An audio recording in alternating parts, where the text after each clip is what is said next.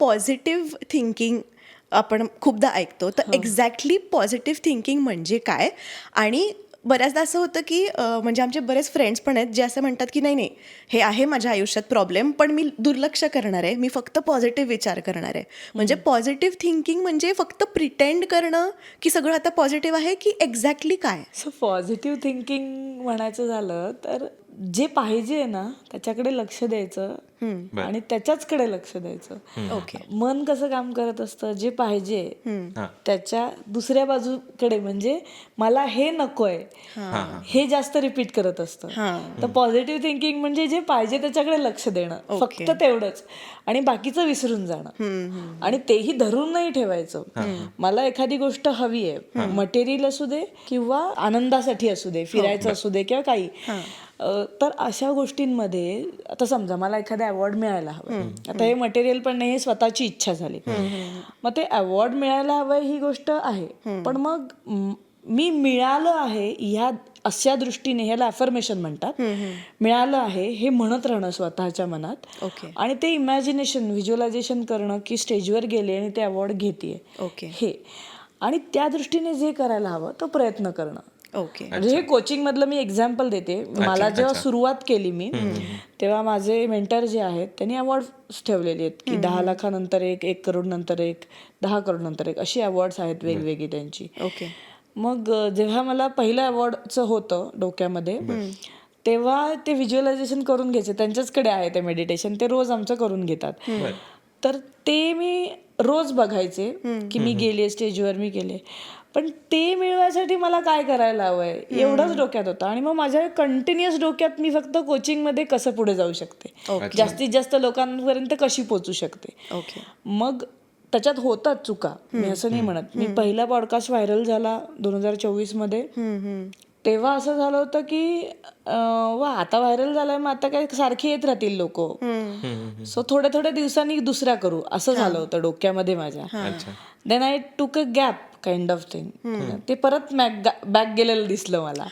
So continuously त्याच्यामध्ये राहणं हा महत्वाचा भाग आहे याच्यामध्ये. मग नंतर मला कळलं की लगेच इगो येतो कोचिंग, कुठच्याही गोष्टीमध्ये इगो आला की संपतो विषय. हा होता इगो, म्हणजे मग एवढेच फॉलोअर्स आहेत मग मी कशाला जाऊ, हा तेव्हा प्रायमरी लेवलला. आता माझं चांगलं हे झालंय ना प्रायमरी लेवल. आणि आजकाल प्रत्येक क्षेत्रामध्ये तुम्हाला फॉलोअर्स असतील की तुम्हालाही सॅटिस्फॅक्शन होतं, आणि समोरचा माणूस जरी म्हणजे एखादा समोरचा एकदमच जो शिकलेला आहे आणि एखाद्याला खूप फॉलोअर्स आहेत, खूप फॉलोअर्स आहेत त्याच्याकडे झुकलेली दिसतात माणसं. हो तेच होतं. मग फॉलोअर्स आहेत मग मी जाते असं. आणि थोडंसं एनर्जी मॅच पण व्हायला लागतं, समोरचा बोलणारा माणूस कसा आहे याच्यावरही थोडं ठरतं. तर काही याच्यामध्ये असं कोणी येऊन फोन करायचं की हा तू चॅनल सुरू पण नाही झालंय आणि या म्हणे, म्हणलं थोडं तरी पाहिजे, अशी सिच्युएशन होती. म्हणलं सुरू झाले असेल म्हणजे फॉलोअर नसले चालतील, पण माणूस समोरचा योग्य पाहिजे, एवढंच माझ्या डोक्यात नंतर कळलं मला. मग मात्र मग मी ते सगळे क्रायटेरिया सोडले आणि जी अपॉर्च्युनिटी समोर येईल ती घेत गेले. म्हणजे जिथे जिथे बोलावलं, जिथे पेड होतं, जिथे नॉन पेड होतं, सगळेच असतात प्रकार. सो बोलावलं, मी करायला लागले आणि आजपर्यंत करतेच आहे. म्हणजे 34-35 पॉडकास्ट झाले त्याच्यामुळे. आणि लाईक अफर्मेशन किंवा मी मॅनिफेस्टेशन म्हणते, तर माझी इंटेन्शन क्लिअर असतात. हे करून काय करायचे, 4 नवीन लोकांपर्यंत पोहोचणे. आता कमी फॉलोअर्स त्याचं काहीच नसतं, युट्यूबवर कितीही लोकांपर्यंत पोहोचू शकता, पण प्रत्येक माणसाचा झोन वेगळा असतो, म्हणजे प्रत्येक माणसाचे फॉलोअर वेगळे असतात बेसिकली, किंवा एरिया वाईज वेगळे असतं. त्यामुळे मी जास्त 4 लोकांपर्यंत पोहोचते ना, एवढाच हेतू ठेवून मी जायला लागले. आणि तेव्हाच ते सक्सेसही सोबत यायला लागतं जेव्हा हे करतो. सो या पद्धतीने केलं. म्हणजे काय, मी फक्त पॉझिटिव्ह विचार केला त्याच्याबद्दल की हे वाढत जायला हवंय, मला काय हवंय, फेमस व्हायला हवंय, कारण हे लोकांपर्यंत पोहोचलं तर लोक कोर्स करायला येणार. So I should be that. Marketing करणं हे स्वतःला विकता यायला पाहिजे असं म्हणतात, तर तसं मार्केटिंग ते झालं पाहिजे. मग त्यावेळी जो समोर येईल, जी गोष्ट समोर येईल, जो माझा इंटरव्ह्यू घ्यायला तयार आहे, त्यांच्या सगळ्यांकडे गेले. आताही जाते मी, कारण काय शेवटी अगेन मला जगभरात पोचायची माझी इच्छा. बरोबर. मग काय जिथून पोचेन तिथून. म्हणजे असं नसतं की कुठेतरी आपण अडवलं स्वतःला की तिथे आपण बॅक येतो. सो पॉझिटिव्ह थिंकिंग म्हणजे फक्त आपल्याला जे हवंय त्या दृष्टीने पुढे जाणं. ओके. आणि मग टॉक्सिक पॉझिटिव्हिटी कशाला म्हणू शकतो आपण, की बाबा हा उगाच म्हणजे अरे हे कर ना, तुला करायचंय पण तू करत नाही, उगाच नुसतं पॉझिटिव्ह बोलतो पण करत काहीच नाही. जसं आता बऱ्यापैकी युट्यूबर्स जे आहेत ते म्हणजे जाणले जातात या गोष्टीसाठी की ते टॉक्सिक पॉझिटिव्हिटी दाखवतात.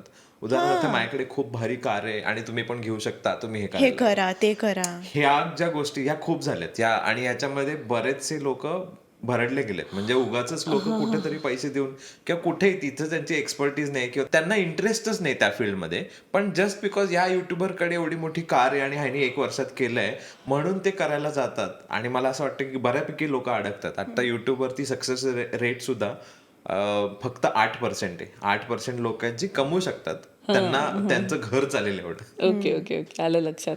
सो टॉक्सिक पॉझिटिव्हिटी म्हणायचं झालं तर मी तसं बघितलंय, जेव्हा स्ट्रगल फेजमध्ये असतो ना माणूस, कोणीही म्हणजे घरी बसून काय करता येणार ते युट्यूब असं एक हे होत. आणि ह्याच्यामध्ये मी पण 17-18 म्हणजे मी म्हणलं ना मी खूप वर्षांपासून याचा विचार करते, पण जमेल नाही जमेल ह्या सगळ्या भानगडीत मी पण होते आधी. आता मी त्याच्यामध्ये नाही, मला जे करायचं ते जमणारच ह्याच्यामध्ये असते. पण तेव्हा असं होतं. मग तेव्हा वेगवेगळे व्हिडिओ बघितले जायचे. मग एक व्हिडिओ टाकला की कसा व्हायरल करायचा ह्याच्यावर बघितले जायचे.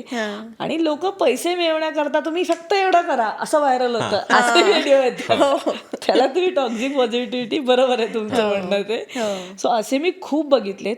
काही लोकांना खरंच मिळालेही असतील पैसे, आय डू नॉट ॲग्री, म्हणजे असं काही नाहीये की नाही नसणारच आहे, पण ते त्यांना पैसा मिळावा म्हणून ते करत होते. सिम्पल आहे. सो हे रिअलायझेशन येणं गरजेचं असतं. प्रत्येक जण इथे काय करतोय, स्वतःला पैसा मिळावा म्हणून जगतोय किंवा काम काहीतरी करून मिळालं पाहिजे. मी काही लोक बघितलेत युट्यूबवर, म्हणजे जस्ट इंस्टाग्राम रील कसं व्हायरल करायचं, चेहरे कशी भाषा पण विशेष नसते आणि कोणी काहीही करत असतं, हे सुद्धा बघितलंय. आणि मग तेव्हा ट्राय करून बघितलं, तसं काहीच होत नसतं. बरोबर.